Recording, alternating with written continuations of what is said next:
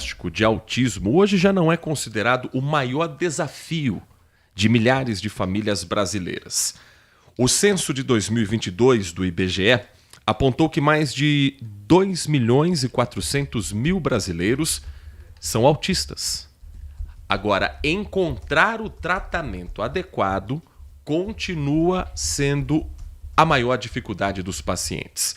O relatório nacional do Mapa Autismo Brasil 2026 mostra que quase 70% dos diagnósticos foram realizados entre 2020 e 2024, reflexo do avanço da conscientização sobre o transtorno do espectro autista. Mas esse estudo também revela que 16% das pessoas autistas não realizam nenhum tipo de terapia, o que evidencia que o acesso ao cuidado ainda é um ponto a ser revisto aqui no Brasil. Para a gente falar mais sobre esse assunto tão importante na nossa sociedade, o Manhã Bandeirantes convida para conversar com o nosso ouvinte a Mariana Valente, que é diretora clínica do grupo Abacadabra, que é especializado também no acompanhamento de pessoas com transtorno do espectro autista. Mariana, muito bom dia, é um prazer ouvi-la aqui na Bandeirantes Campinas.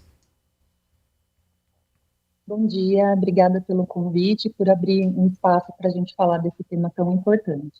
Primeiro, gostaria que você falasse a respeito desses números, para a gente entender um pouco melhor sobre esse número de diagnóstico entre o ano de 2020 e 2024. Isso não quer dizer que o Brasil tenha mais autistas nesse período, mas sim um diagnóstico que antes não existia. Onde exatamente que o Brasil começou e o que é feito, que trabalho é realizado para que a gente consiga identificar com mais clareza a pessoa que tem o transtorno do espectro autista e qual a importância de ter esse mapeamento de uma realidade que antes o Brasil não tinha tanto conhecimento. Mariana.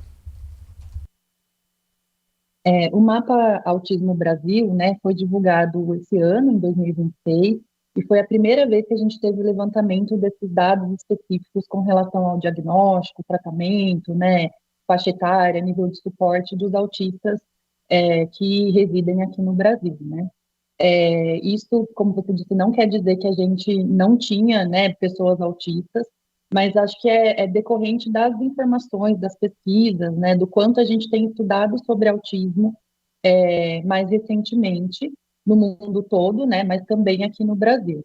Se a gente for pensar, né, há 30, 40 anos atrás, não tínhamos muitas pessoas com esse diagnóstico, né, com essa nomenclatura, mas a gente já consegue identificar pessoas que estavam na nossa rede ali da escola ou na nossa família, né, que apresentavam possíveis características do que hoje a gente nomeia como transtorno do espectro autista.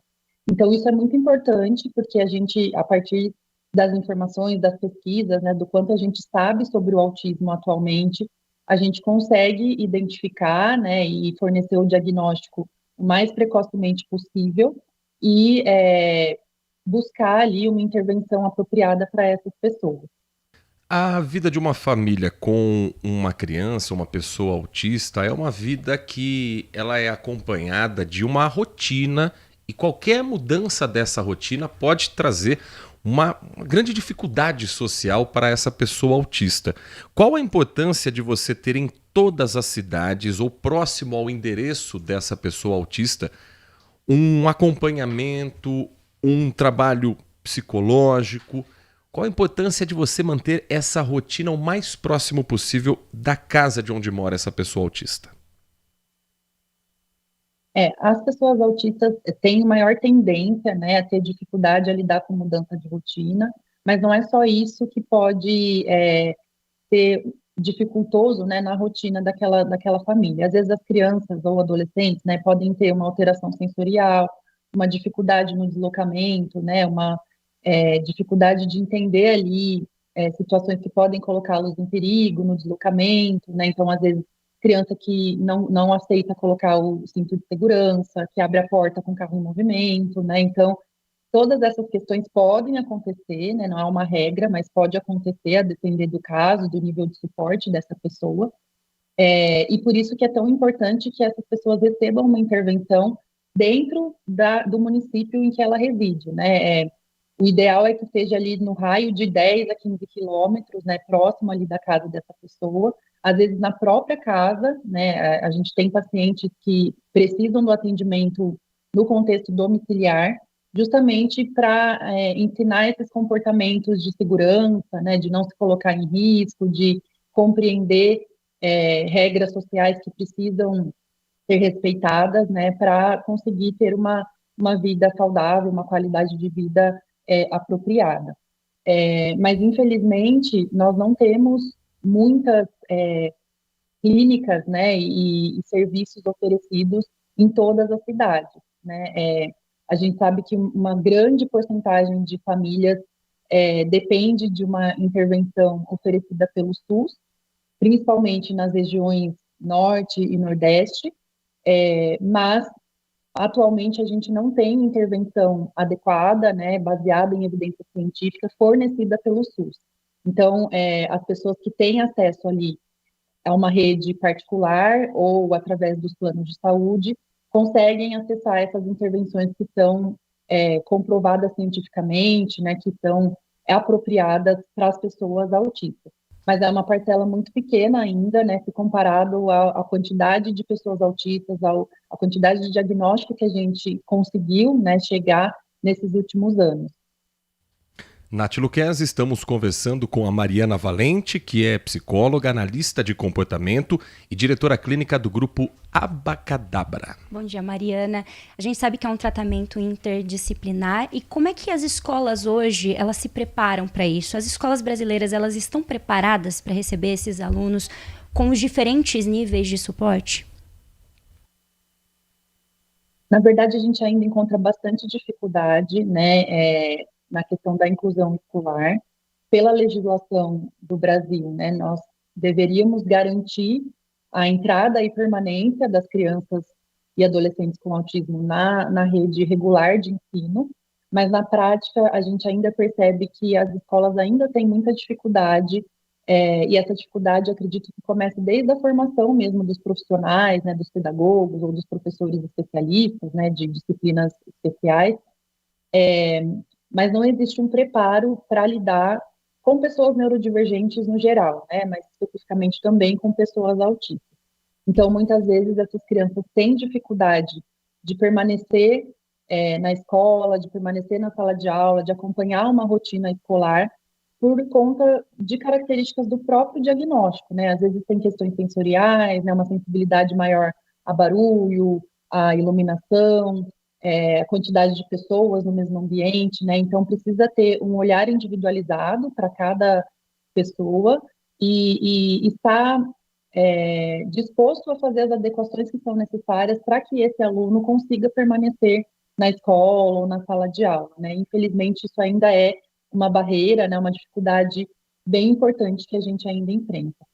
E nessa relação, né, escola e os pais, os responsáveis, quando esse pai, quando esse responsável tem uma certa dificuldade de entender esse diagnóstico, o que é preciso fazer? Como a escola pode ter algum argumento? Ou até que ponto, até onde essa escola pode ir quando fala-se em diagnóstico, né? Porque a escola não pode diagnosticar uma criança, mas ela pode encaminhar. Quais seriam os passos da escola para não intervir ali de uma maneira brusca com esse pai, com esse responsável?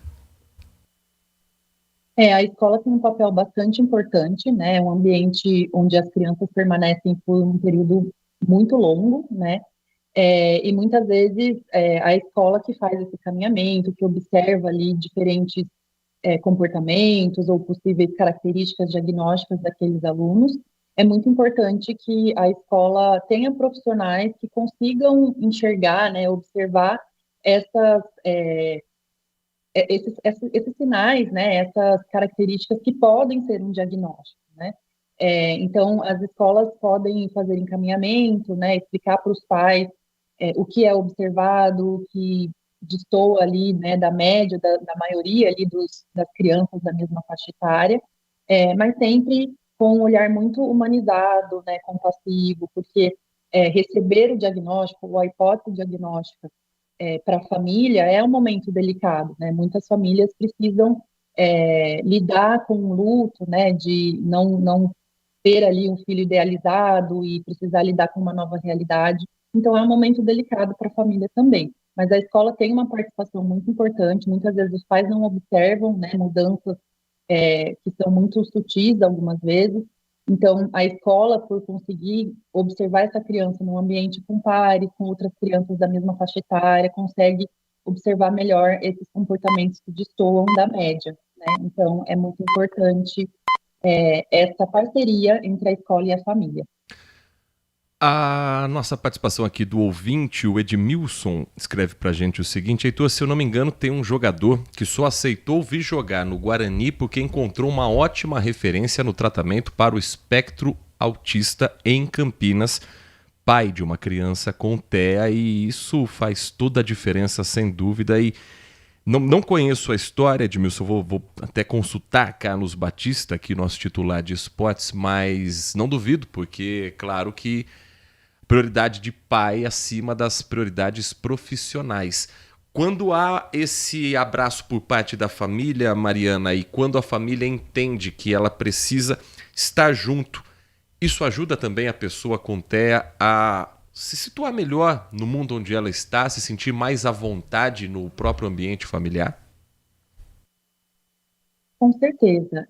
A gente precisa ter uma parceria entre a família, a escola, a equipe de profissionais, né, que acompanham essa pessoa com autismo, porque é um transtorno do neurodesenvolvimento, né, que vai continuar presente na vida dessa pessoa eternamente, né? As necessidades vão mudar, a gente trabalha na intervenção para melhorar a qualidade de vida dessa pessoa e da família, mas a família tem um papel muito importante, inclusive para seguir ali as orientações que são fornecidas pela equipe terapêutica, para estar aberta, né, a fazer essa parceria com a escola, entender as dificuldades e limitações também da escola, né? Então, precisa ser realmente um trabalho interdisciplinar, né, envolvendo também a família, que tem um papel muito importante, né? Muitas vezes, uma criança nível 3 de suporte, que é aquela pessoa que tem a necessidade de um suporte substancial, né, de um suporte muito significativo, provavelmente na vida adulta não vai chegar a ter uma total autonomia e independência. Então, vai precisar ainda de uma rede de suporte, mesmo quando estiver na vida adulta, né? E a família vai precisar ir se preparando para isso, né? Criando condições, né? Organizando o ambiente, o contexto familiar. Então, quanto mais a família tiver participado, tiver essa participação na intervenção dessa pessoa, melhora o prognóstico. Mariana, deixa eu aproveitar a sua presença para falar sobre o trabalho que vocês realizam no grupo Abacadabra, que já tem 10 anos de atendimento aqui na cidade de Campinas, é considerado um local de referência, de atendimento especializado às famílias aqui da nossa região. Nesse mês de agosto, vocês estão abrindo uma nova unidade em outra cidade aqui do interior de São Paulo, é isso? É isso mesmo.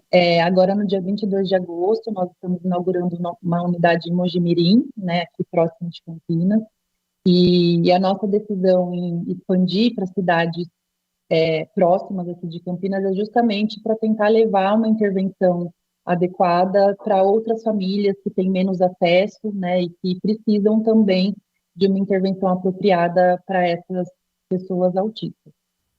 Quando a gente fala em intervenção, o que seria? Quais que são esses tratamentos? Quem são os profissionais envolvidos? A estrutura também do local? Como seria essa intervenção? A intervenção deve ser interdisciplinar, né, ou seja, envolver ali diferentes especialidades. Claro que para cada pessoa a gente precisa avaliar qual é a necessidade individual de cada um deles, mas geralmente a gente organiza, né, uma intervenção contemplando ali as áreas de psicologia, de fonoaudiologia, terapia ocupacional, às vezes fisioterapia, quando tem alguma questão motora que precisa ser trabalhada também. Pode também incluir psicopedagogia, educação física, e o acompanhamento médico também é muito importante, de neurologista ou psiquiatra, né, a depender ali do quadro, né, das medicações que essa pessoa vai precisar passar por tratamento medicamentoso. E essa troca, né, interdisciplinar é muito importante, né, a gente precisa olhar para aquele indivíduo como um todo e entender qual é a responsabilidade de cada especialidade nesse plano de intervenção interdisciplinar. O trabalho de vocês, né, o Abacadabra, é um nome curioso só para a gente contextualizar que aba é sigla para um termo que em português significa análise do comportamento aplicada. Mariana, quem quiser conhecer mais sobre o trabalho de vocês aqui em Campinas ou quem nos acompanha de Mojimirim, região, como é que pode ter mais acesso ao trabalho que vocês realizam e conhecer mais de perto esse que já é um centro de referência aí há 10 anos aqui na cidade? Quem tiver interesse pode nos acompanhar pelas redes sociais, né, no nosso Instagram, @Grupo Abacadabra, nosso site também, grupoabacadabra.com.br, e nesses dois meios, né, é possível entrar em contato conosco através da nossa recepção, agendar um acolhimento, para conhecer um pouco do nosso trabalho, fazer uma visita presencial, né, à nossa sede aqui em Campinas, e em breve também nossa unidade em Mojimirim, para conhecer o nosso espaço e entender um pouquinho melhor do nosso trabalho.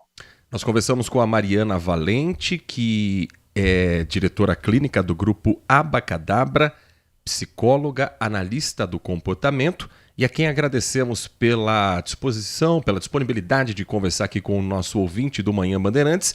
E reforçando o convite, Mariana, sempre que tivermos qualquer novo assunto desse tema tão importante para a nossa sociedade, que ainda precisa de muita informação, que ainda precisa quebrar muitos preconceitos, o espaço está aberto aqui para você e para o trabalho que vocês realizam.